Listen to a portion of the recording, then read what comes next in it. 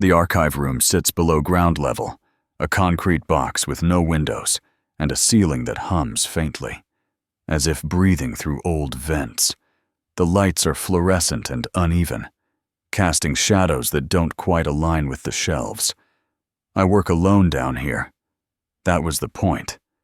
They said, quiet, controlled, no surprises. Still, every time the door seals behind me, the silence feels intentional, like something closing its mouth. The air smells of dust, oxidized metal, and paper that has absorbed decades of human fear. I log in, unlock drawers, follow procedure. My hands know the motions better than my mind does. Files wait patiently, tagged, numbered, officially finished.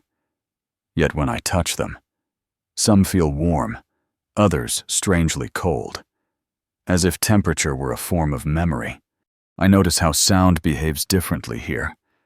My footsteps arrive a fraction late. Pages turn with a delay, the soft rasp trailing after the motion. I tell myself it's the acoustics. I tell myself many things. There is a mirror at the end of the aisle, meant for safety, convex and warped. I avoid it. Not because I expect to see something else, but because I'm never fully certain I'll see myself at the same time I look. The case file appears on my desk without ceremony. No alert, no notification in the system, no record of reassignment. It is simply there, stacked neatly on the blotter where I am certain there was nothing an hour before. I recognize the color of the folder immediately, faded blue, edges soft with age. My stomach tightens before I read the label. I have closed this file before. I remember the weight of it in my hands. The final report signed. The quiet satisfaction of an ending. Even an incomplete one. Yet the tab bears today's date. Typed cleanly. Confidently. As if correcting me. When I open it, the paper inside is crisp. Too crisp. The photographs are different. The victim's face is younger than I remember. Eyes clearer, almost expectant. In one image. The background has changed. Trees closer together. Shadows longer. I flip through pages faster than necessary, looking for confirmation of error. Instead, I find annotations in the margins written in my shorthand, notes I would swear I never made. The ink is fresh. I check my hands. They are steady, but my pulse refuses to slow. When I close the folder, I notice something else. The file is warm. Not room temperature. Body warm. As if it has been waiting. The first disturbance is subtle enough that I almost miss it. A sound. Barely there. Like a breath drawn through teeth somewhere behind the shelves. I pause, listening. The ventilation hum continues uninterrupted. Nothing else follows. When I move again, the sound does not repeat, but the sense of having been noticed lingers, clinging to the back of my neck. Light begins to behave oddly. The fluorescent tubes flicker, not off and on, but dimmer, then brighter, as if responding to my position in the room. When I lean closer to the desk, my shadow sharpens unnaturally, edges too precise. When I step back, it blurs, lagging half a second behind my movement. I blink hard, forcing my eyes to reset. The shadow corrects itself. I tell myself this is fatigue. Smell comes next. Beneath the constant odor of dust and paper, something damp seeps in, stone after rain. Earth disturbed long ago. It does not belong in a climate-controlled archive. I follow it down an aisle and find nothing. When I turn back, the smell fades, replaced by the sterile scent of cleaning solvent. I sit, heart beating faster than the situation warrants, and notice my breathing has changed. Shorter, careful, as if the room requires permission for air. The audio recordings are the last thing I trust, which is why their betrayal unsettles me most. I load the first file expecting the familiar cadence of an old interview, background hiss, a woman's tired voice, my own younger questions. At first, that's exactly what I get. Then the tape hesitates, not a skip, a pause, as if listening. When the voice resumes, the timing is wrong. The witness answers a question I haven't heard yet. I rewind, certain I've missed something. But the playback changes. The missing question is still absent, yet the answer remains, delivered with quiet certainty. Her voice sounds closer now, less filtered, as though she's leaning toward the microphone across time. I try another recording. This one begins normally, then picks up a second layer beneath the dialogue, a low murmur, almost rhythmic. I isolate the track, clean the noise. The murmur sharpens into syllables that never form words. When I stop the playback, the sound continues for a heartbeat longer, bleeding into the silence of the room.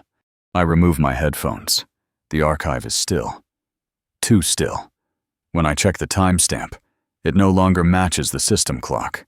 It's several minutes ahead, as if the recording knows something I don't. I find the archivist near the end of her shift, standing behind the counter with her coat already on, as if she has been waiting for me to ask. The overhead lights hum louder here, or maybe I am only now noticing how tired they sound. When I mention the recordings, I keep my voice neutral, professional. She listens without interrupting, her expression unchanged. "You're back on that file," she says, not asking. Her eyes flick briefly toward the stairwell that leads down to the archive room, then away again. I tell her it reassigned itself. The corner of her mouth tightens, almost a smile, almost regret. "I told you before," she says softly. "Some cases don't stay unsolved. They just stop wanting to be known." Hearing the words again feels different, heavier, like they've gained weight since the first time. I ask her what she means. She shakes her head. It's not about meaning. As I turn to leave, she adds something I don't remember her saying before. "If things start answering questions you didn't ask," she says, "that's when you stop." I pause, waiting for more. She has already turned off her lamp. I begin staying later without noticing the decision being made. The clock above the door advances in uneven jumps, whole minutes vanishing between glances. I stop eating at my desk because the sound feels intrusive, like I'm interrupting something already in progress. Instead, I drink burnt coffee and reread the same pages until the words lose their edges. The file follows me. Not physically. I check. I always check, but in the way its details surface uninvited. Dates align with memories I can't place. Names echo in my head long after I've shut the drawer. At home, I dream of shelves stretching into darkness, each folder breathing softly, waiting to be opened. I start cross-referencing obsessively, building timelines that refuse to stay fixed. When I print them, the ink fades unevenly, certain lines lighter than others, as if the printer disagrees with my conclusions. I pin the pages anyway, covering my office wall until there's barely space to see the paint beneath. Colleagues stop asking why I'm still working this case. They stop asking anything at all. In the quiet, I realize the fixation isn't effort, it's gravity, and whatever sits at the center of it is very patient. The town appears all at once, rounding a bend in the road as if it has been waiting just out of sight. A handful of buildings cling to the edge of the canyon, their paint sun-bleached, their windows dark despite the afternoon light. There is no clear boundary between where the road ends and the settlement begins. My tires roll from asphalt to dust without transition. The air here feels heavier, damp in a way that doesn't match the sky. Wind moves through the canyon below, rising in slow breaths that carry the smell of stone and something older, metallic and dry. Sound travels strangely. A door closes somewhere, and the echo arrives stretched thin. Arriving late. Arriving wrong. People watch without staring. Faces turn away just before I can meet their eyes. When I park near the small sheriff's office, my engine ticks as it cools, each click unnaturally loud. No one approaches. No one asks why I'm here. As I step out of the car, the canyon exhales again. For a moment, brief, undeniable, I have the sensation that I have arrived somewhere I was already expected to be. The first witness lives at the edge of town, in a house pressed so close to the canyon that the ground slopes away beneath its back wall. I note her age from the file before knocking. 63. When she opens the door, the woman who looks back at me is much older, her face drawn thin, skin folded deeply around eyes that shine with an alertness that doesn't match the rest of her. She answers my questions carefully, as if each word has to pass inspection before leaving her mouth. When I leave, I write my impressions immediately, unwilling to trust memory. An hour later, I return with a follow-up. This time, the woman who answers could be no more than 50. Her posture is straighter. The deep lines I noticed before have softened. She greets me as if we have never met. I check my notes while she speaks. Same voice, same cadence, same small scar at the base of her throat. When I ask her age, she hesitates, then gives me a number that matches neither version of her face. I feel a quiet pressure building behind my eyes. As I step back outside, I glance at the window. For a brief instant, two reflections overlap in the glass. One older, one younger, before resolving into neither. The unease here is not tied to a single place, but moves with me, settling wherever I stop. The air presses inward, not heavy enough to suffocate, only enough to remind me of its presence. Even standing still feels like resistance.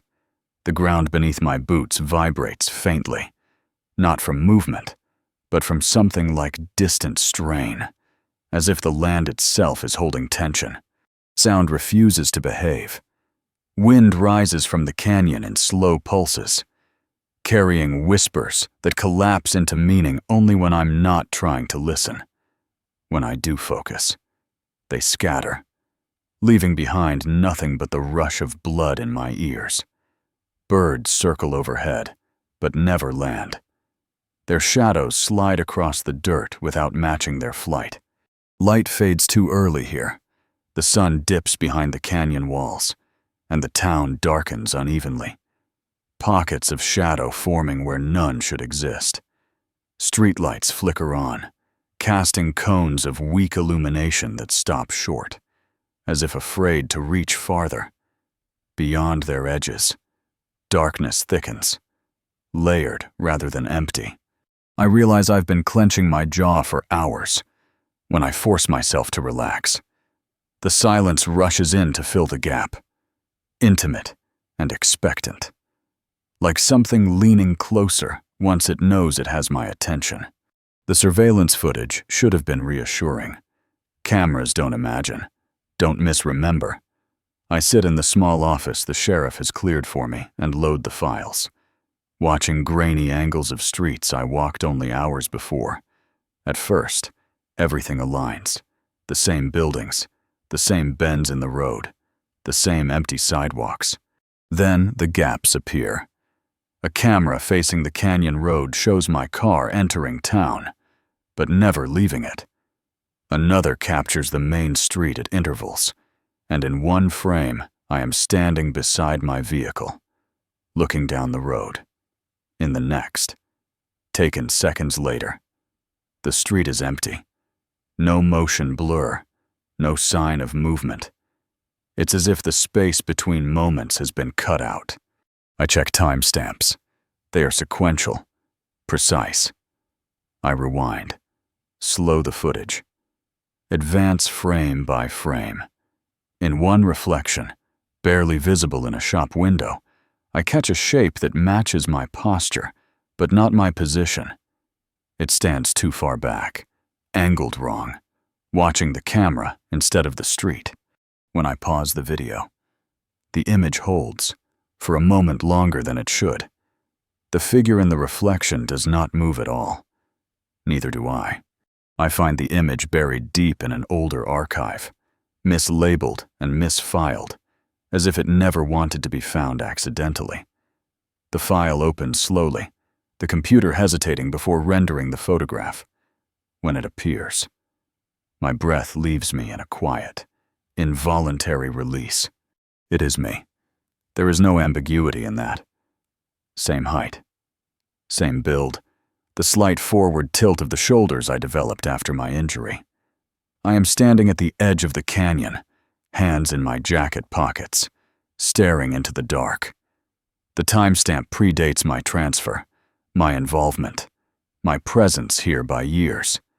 According to the data, I had not yet become a police officer. I lean closer to the screen. The face is older than I am now. The eyes look worn in a way I recognize intimately. A fatigue that doesn't come from lack of sleep, but from prolonged attention, from seeing something too long, too clearly. The most disturbing detail is not that I am there, but that I am not alone. Just behind me, partially obscured by shadow, the outline of another figure stands impossibly still. Its features are unreadable. Its posture mirrors mine exactly. I realize then that I am not looking at evidence. I am looking at a memory that does not belong to me yet. Doubt does not arrive as panic. It settles slowly, like sediment clouding clear water. I begin questioning not what I see, but when I saw it. Memories lose their order. Events refuse to line up cleanly. I recall conversations I cannot place on a calendar, faces that appear worn by years I don't remember living. Time behaves differently now. Hours stretch thin, then snap back without warning. I check my watch compulsively, only to find it matches the clock on the wall. Even when my body insists more or less, time has passed. Fatigue explains some of it, but not the certainty with which certain moments feel repeated, rehearsed. I test myself with small anchors. I recite my badge number. I list addresses I've lived at. The facts remain intact, but the space between them feels unstable, like walking across ice that hasn't cracked yet. Sometimes I remember being here before, standing in the same spot, thinking the same thought. Other times, I sense the future pressing backward, overlapping the present. The photograph gnaws at me. I remember standing at the canyon's edge, though I know I shouldn't.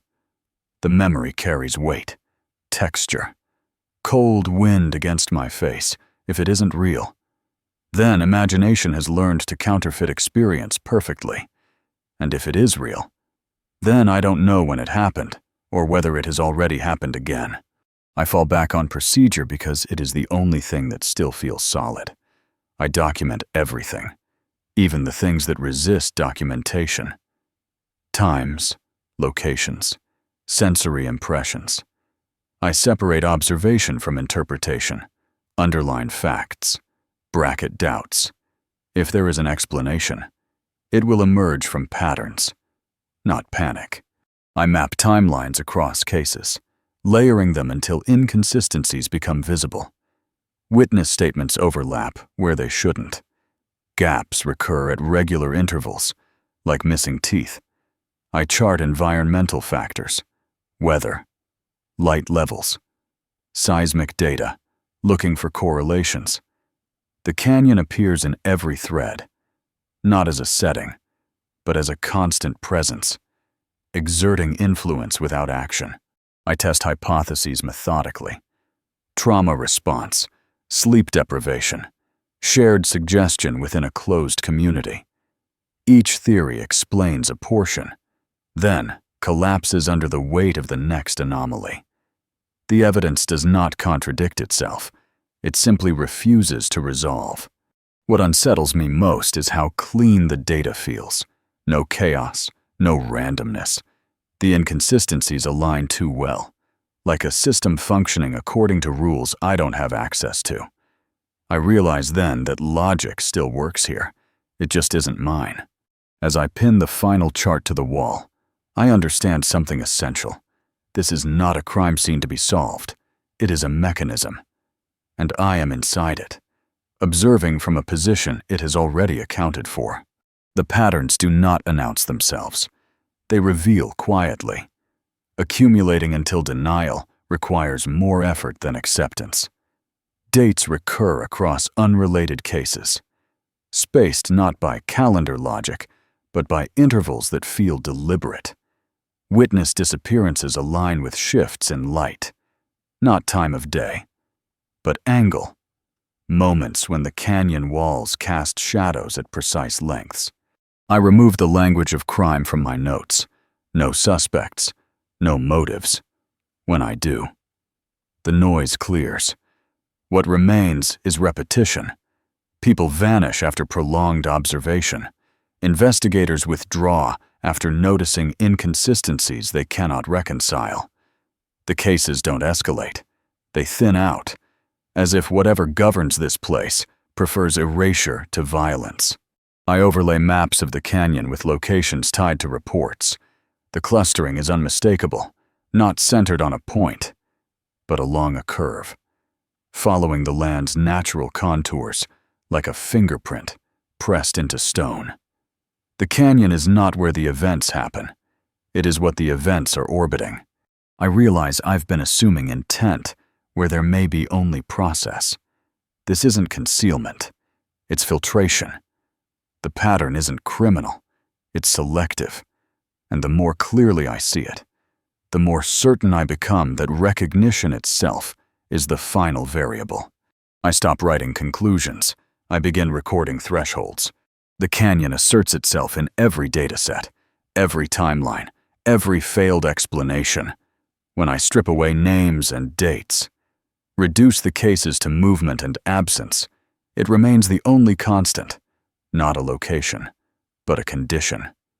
People pass through its influence whether they step near its edge or not. Proximity accelerates the effect, but distance does not negate it.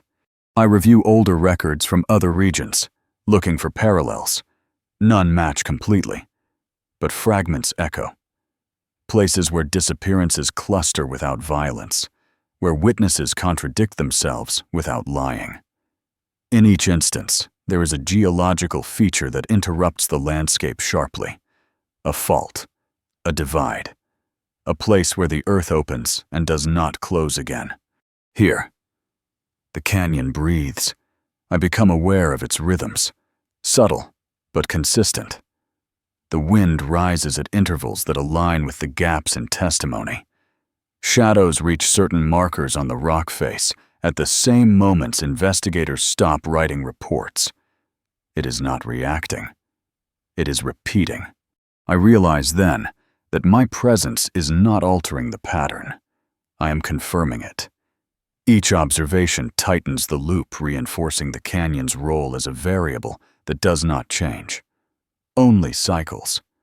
The thought is oddly calming. If this is a system, then it does not hate, does not pursue. It simply continues.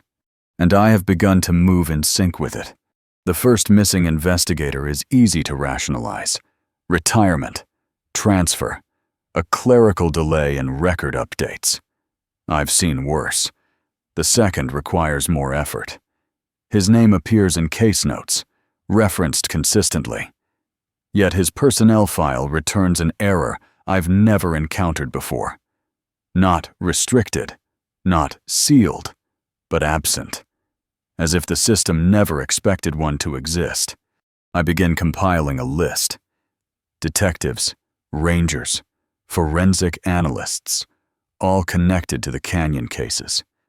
Some left the service abruptly. Others have no documented end at all. Their reports stop mid-sentence, mid-page, in several instances. Handwriting changes near the end, becoming tighter, more precise, as if written under restraint. What unsettles me is how familiar their reasoning feels. I recognize turns of phrase, analytical habits. In one margin note, a small box drawn around a word I would have boxed myself. The realization arrives slowly, unwelcome but undeniable. They followed the same path I am following now. I ask the local sheriff about one of them. He frowns, thinks for a moment, then shakes his head.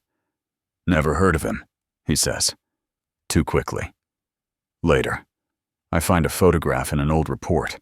The investigator stands near the canyon rim, face turned away from the camera. The posture is wrong, too close to mine.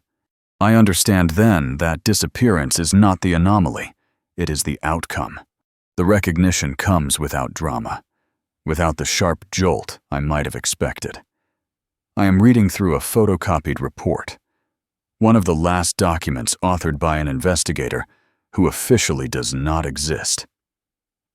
When my eyes slow on a paragraph near the bottom of the page, the handwriting tightens there, angles shifting subtly, pressure increasing on certain downstrokes. I know this hand, this. I spread my own notebook beside it, comparing lines the way I once compared signatures in fraud cases. The slant is identical. The way certain letters refuse to close, even the habit of underlining a word twice when certainty feels insufficient. I feel a dull ache behind my temples, not pain, but compression, as if two thoughts are trying to occupy the same space. I flip through more pages. The pattern repeats. Different names on the covers, different years on the reports, but the same corrections, the same shorthand marks. In one margin, a small star appears next to a sentence about the canyon's acoustics.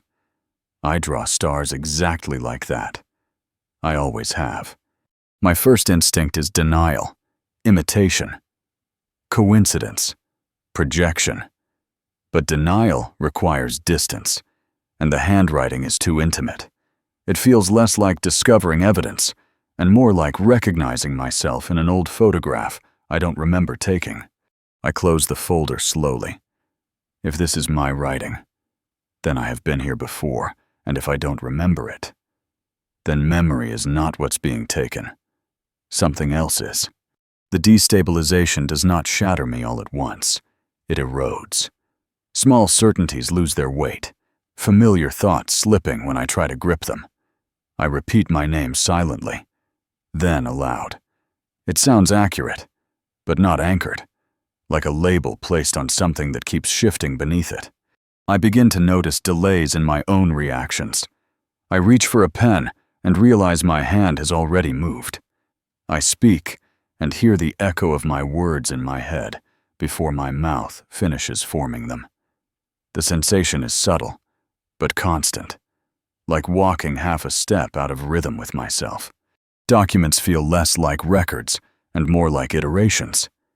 Each report reads as a version, not a first. I catch myself anticipating sentences before I read them, knowing where a thought will end without remembering how I learned it. The past feels rehearsed. The present feels borrowed. When I look in the mirror now, I don't avoid it. I study it carefully. The face looks correct, but I can't shake the sense that it's one of several possible outcomes. Chosen temporarily, I imagine other versions standing just out of frame, watching with the same expression. I realize then that identity is not being erased. It is being thinned, stretched across repetitions until individuality becomes optional. And the most frightening part is not the loss, but how quietly adaptable I am becoming to its absence. The canyon changes sound before it changes sight. I notice it the first evening I return alone, standing near the rim as light drains from the sky. Wind moves through the rock in layers, not as a single current, but as overlapping currents that arrive out of sequence. A gust passes behind me before I feel it on my face. Another seems to rise from below, carrying a low resonance that settles in my chest rather than my ears. I speak once, testing the space. My voice returns altered, flattened, stripped of direction. The echo does not fade outward. It collapses inward, folding back on itself until I can't tell where it ends. When I stop speaking, something continues. Not a sound exactly, but a pressure, like a held note, too low to register.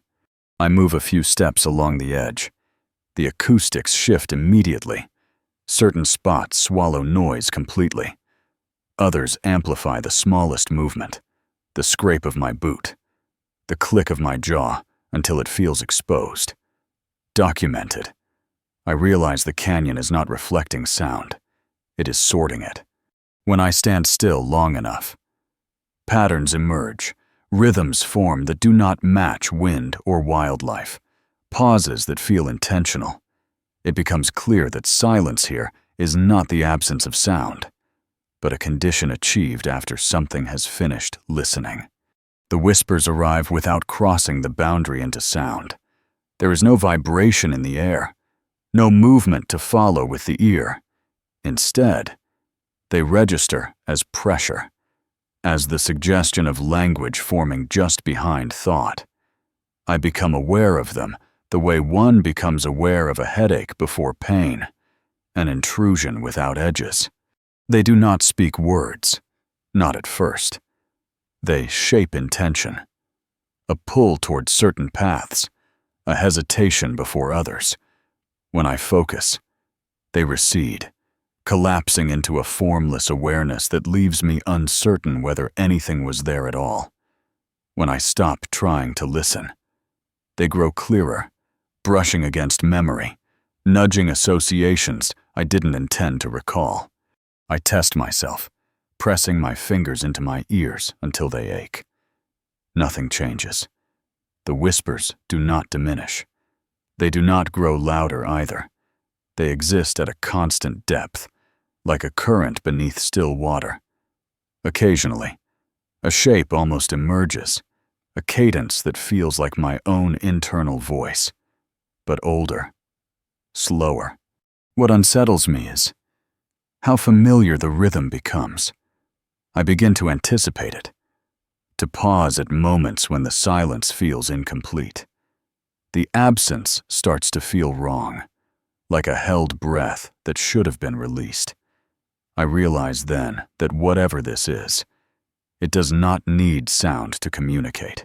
It only needs attention. Acceptance does not come as relief. It comes as a quiet recalibration.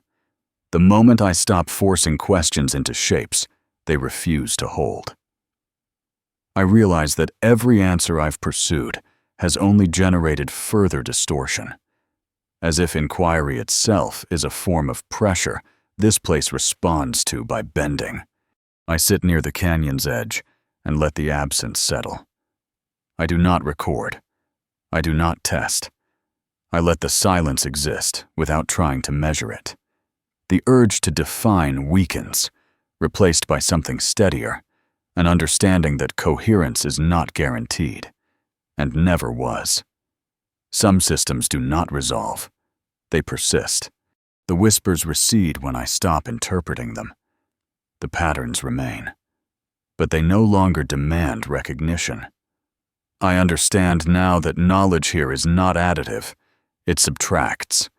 Each certainty costs something, and the price is always paid in continuity, memory, identity, sequence. I think of the missing investigators, the altered witnesses, the versions of myself threaded through the records, not as victims, but as participants who stayed too long at the threshold, mistaking observation for control. The canyon does not conceal truth. It renders it unusable. I breathe more easily when I allow that there will be no final clarity, no confession, no solution. The need for closure dissolves, and in its place is a narrower, safer posture, to witness without possession, to remain without insisting on understanding. For the first time since arriving, the silence does not lean closer. It holds its distance. The memories I kept sealed finally loosen, not erupting, but recontextualizing themselves quietly, like evidence re-entered under a different statute.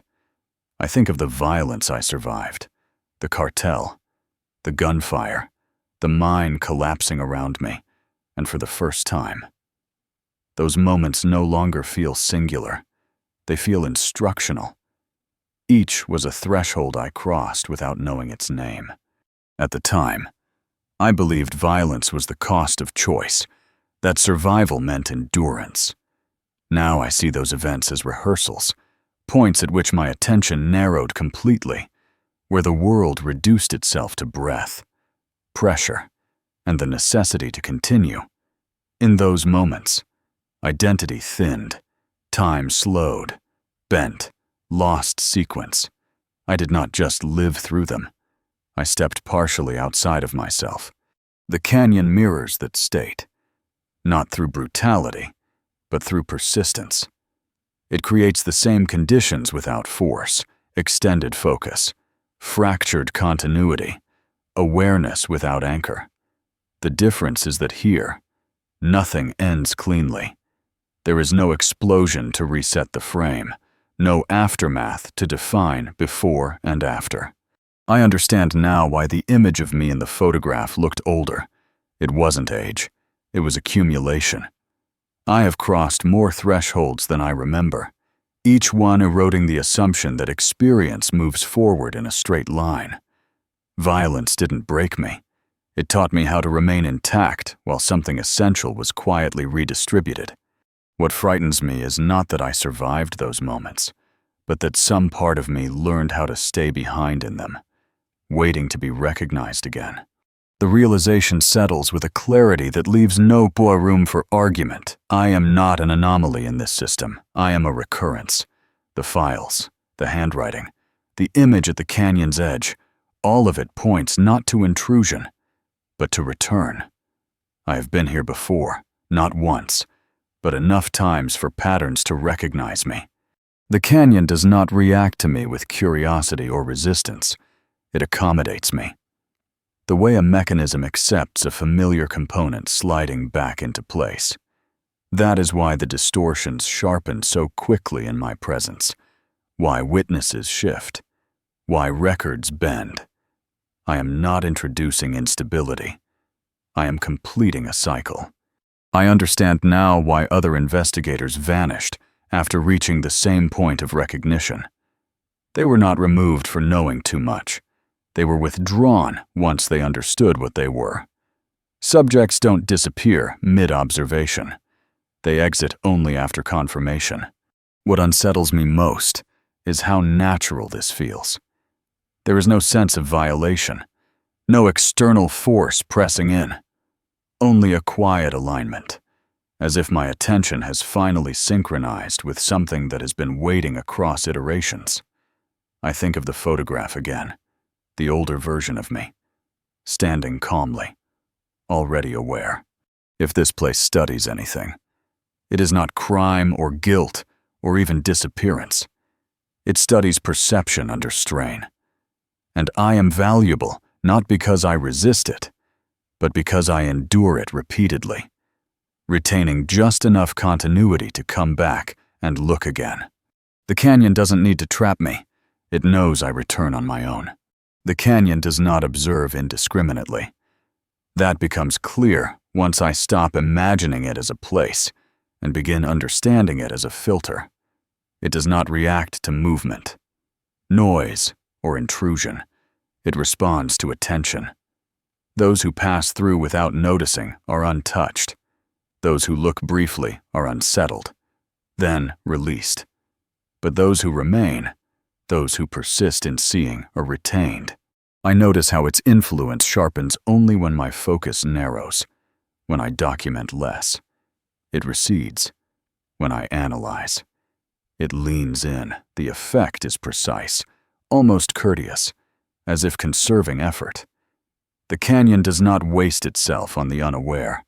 It invests only where return is likely. This explains the pattern of disappearance. Not everyone vanishes. Only those who continue past the point where explanation fails. Who replace fear with curiosity.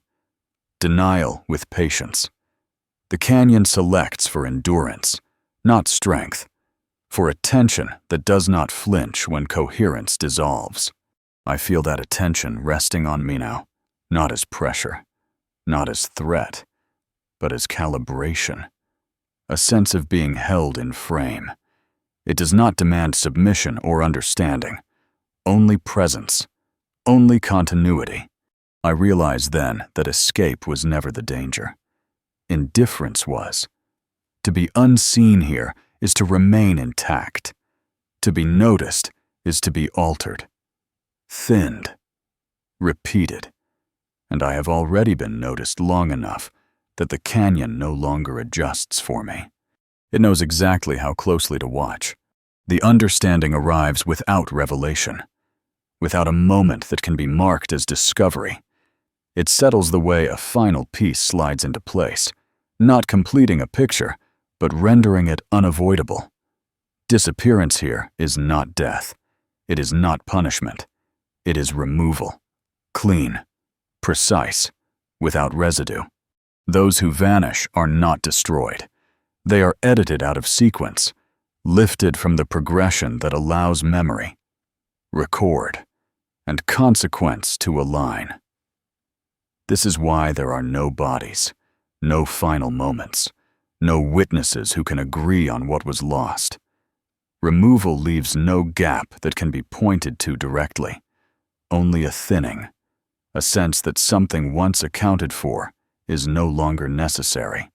I revisit the missing investigators with this in mind.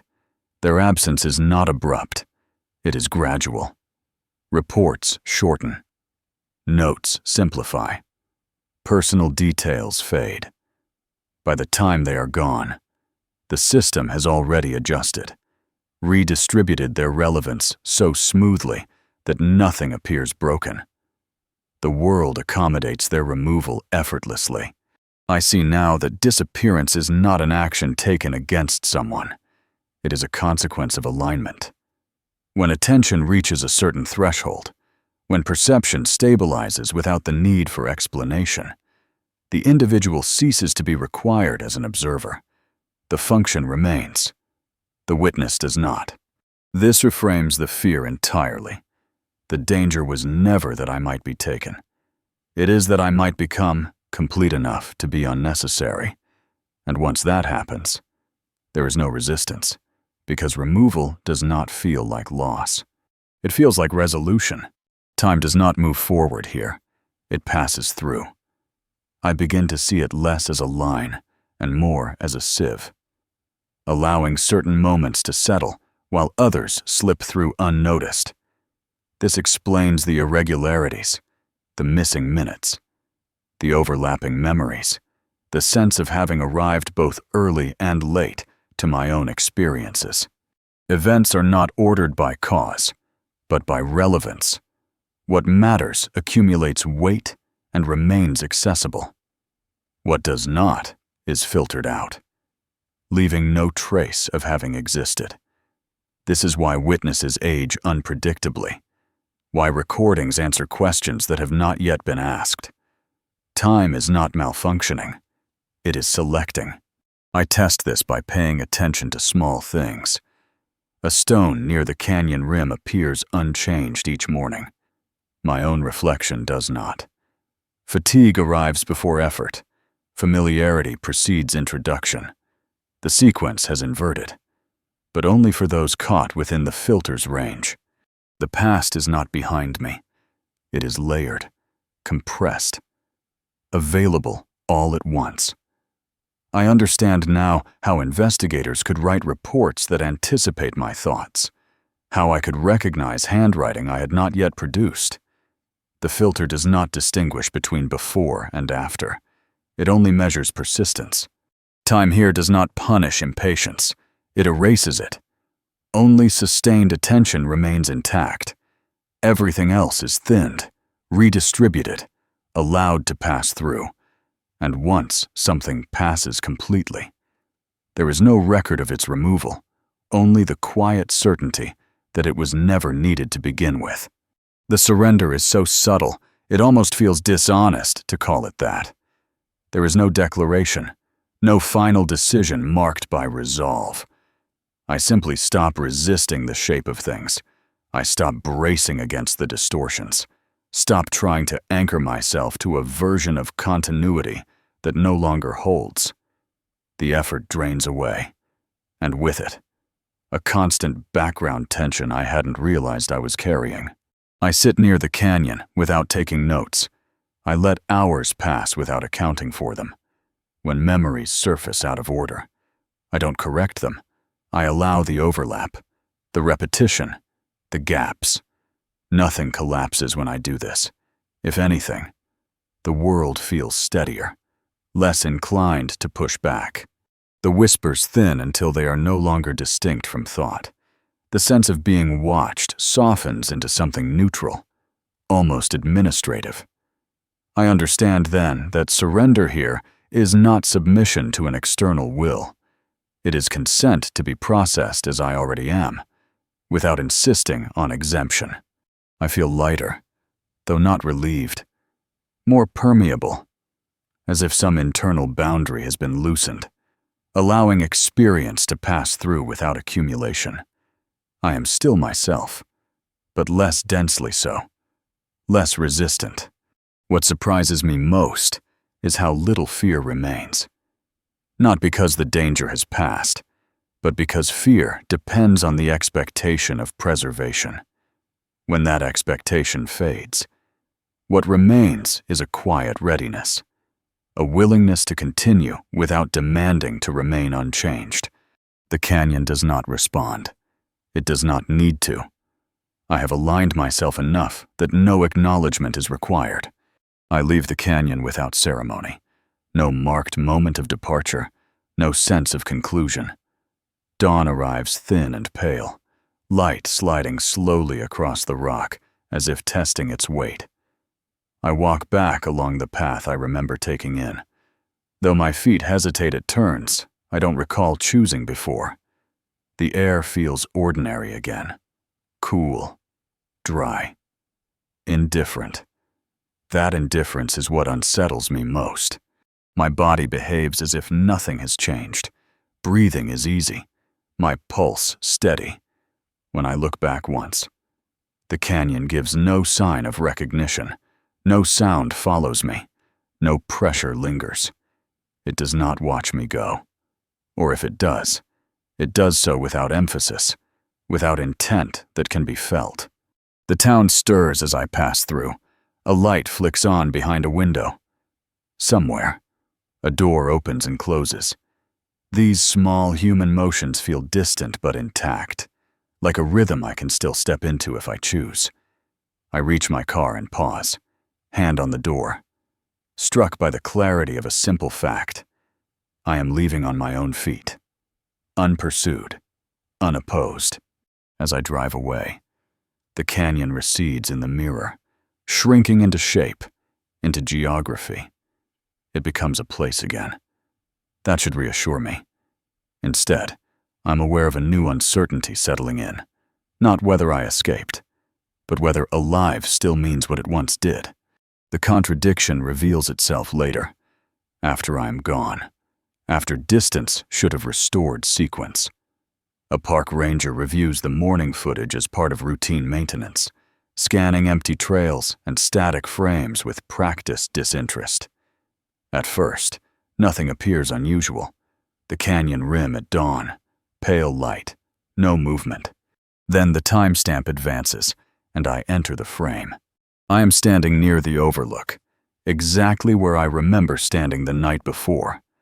Hands in my jacket pockets, posture relaxed, watching the canyon. The image is clear enough to identify my face, the slight asymmetry in my shoulders, according to the clock embedded in the footage. This is the same minute I am already driving miles away. The ranger scrubs back, checks another camera. On a different angle, my car is visible on the road, heading out of town. Both feeds run simultaneously. Neither glitches. Neither stutters. There is no overlap error. No corrupted data. In the final frame before the system overwrites the buffer, the figure at the canyon turns its head, not toward the canyon, but toward the camera. The movement is small, deliberate, recognition without urgency. The report logs a minor discrepancy and moves on. No follow-up is filed. The footage deletes itself after 72 hours, per policy. What remains is not proof, but alignment. I left the canyon alive, and I also did not leave at all. I live with the ambiguity because there is nothing else to live with. The contradiction does not resolve over time. It settles into me, a quiet double exposure that never quite fades. Some days I feel singular, continuous, moving forward with the familiar weight of cause and effect. Other days I sense a thinning, as if parts of me are elsewhere, standing still, watching without urgency. I stop trying to determine which version is authentic. The question assumes a boundary that no longer feels reliable. Identity, I realize, was never a fixed object. It was a function, maintained through memory, sequence, and repetition. When those loosen, the function does not fail. It multiplies. I remember the canyon without nostalgia or dread. It does not call to me. It does not need to. Whatever recognition occurred there did not bind me to a place, only to a condition, a tension sustained long enough to fracture continuity without destroying coherence. I remain capable. I remain present. I am simply less exclusive. Sometimes, when I catch my reflection at the edge of glass or shadow, I hesitate, not from fear, but from uncertainty about timing, whether I am seeing myself now or remembering myself later. The distinction matters less than it once did. If there is a version of me still at the canyon, it is not trapped. It is complete in a way I am not required to be. And if I am the one who left, then leaving was never an escape. It was a redistribution. I am still here. I am also elsewhere. Both feel equally true.